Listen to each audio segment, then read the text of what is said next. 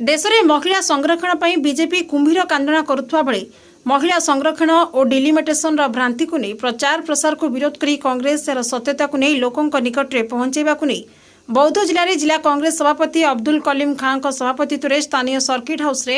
एक सांबादिक सम्मेलन अनुष्ठित होईछि। एही सांबादिक सम्मेलन में राज्य पीसीसी पूर्वतन साधारण संपादक प्रकाश मिश्र मुख्य अतिथि भाव जोगदे सांबादिक सम्मेलन में देश में महिला संरक्षण को बीजेपी दल किभଳି कुंभीर कांदना करुछि ता उपरे आलोकपात करथिले। पूर्वतन जिला कांग्रेस सभापति नवकुमार मिश्र जोगदे पूर्व 2023 रे होइतिबा महिला बिल संपर्क में आलोचना करबा सह एहाको तुरंत लागू करबा नै दाबी उपस्थापन करिसेंति। लोके जानती महिलांक पई संरक्षण रे कांग्रेस रो अवदान कोन बोली कांग्रेस कहबा सह जदि 2011 जनगणना अनुसार महिला संरक्षण करिबार थिला नारी शक्ति बंधन अधिनियम नाम रे सेप्टेम्बर 2023 रे पारित होइतिबा आईन 2024 निर्वाचन रे कार्यकारी करागला नि काहेकि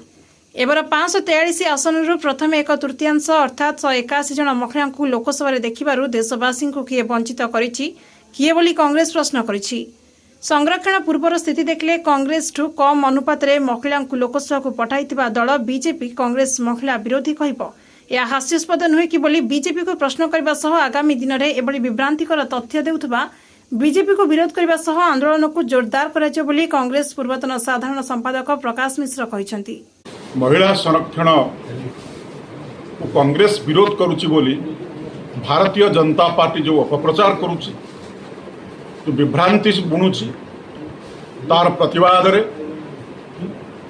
जिला कांग्रेस ये सांबादिक सम्मेलन वास्तव में 2023 पर ये देश में महिला संरक्षण आईन बलवत्तर रही किंतु एभली परिस्थिति सृष्टि करुच्ची भारतीय जनता पार्टी लोकसभा एवं राज्यर विधानसभा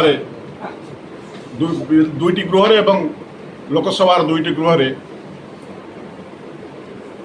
महिला संरक्षण आईन किपरि कार्यकारी न हो पारु ता होची भारतीय जनता पार्टी षड्यंत्र। वास्तव क्षेत्र में भारतीय जनता पार्टी होची महिला विरोधी तांकर संगठन रे तांकर कार्यक्रम रे महिला मानक प्रति सम्मान न थाए। सोनिया गांधी को जो भली भाव में भाषा प्रयोग करा जाए लोकसभा भीतर एवं लोकसभा बाहर जो भली भाव में ममता बनर्जी को मध्य प्रधानमंत्री ए दीदी ओ दीदी बोली कहि पारंत प्रधानमंत्री को ठारू छोटिया बीजेपी कर्मी पर्यंत महिला मानक जो भाषा प्रयोग करती जो भाई आचरण करती बीजेपी दलर महिला मानक प्रति कौन मनोभाव कौन आभिमुख्य ताहा देशवासी जानिछन्ति। बीजेपी एवं आरएसएस गोटे कार्यक्रम रखिछन्ति जे कांग्रेस महिला संरक्षण विरोधी ताहाकू घरे घरे किभली प्रचार करी तो कांग्रेस दल पक्षर आर प्रतिवाद करा जाउछि। आज भी कांग्रेस सचेतन रही महिला संरक्षण आईन जहाँ 33% जहाँ स्थिर होती कार्यकारी करा जाऊ आज भी कार्यकारी करा जाऊ एवं जहाँ व्यवस्था अच्छी लोकसभा 543 सीट रे 33% तुरंत लागू करा जाऊ एवं ए संपर्क एक आह्वान को नहीं कांग्रेस घरे घरे प्रति जगार निश्चित भाव में तार कार्यक्रम जारी रखिबो एवं देशवासी बुझी सारे विभ्रांति करवा कार्य होची बीजेपी ये विभ्रांति को साधारण लोक ग्रहण करेंगे ना। आमे अच्छु महिला संरक्षण सपक्ष बीजेपी अच्छी महिला संरक्षण विरुद्ध।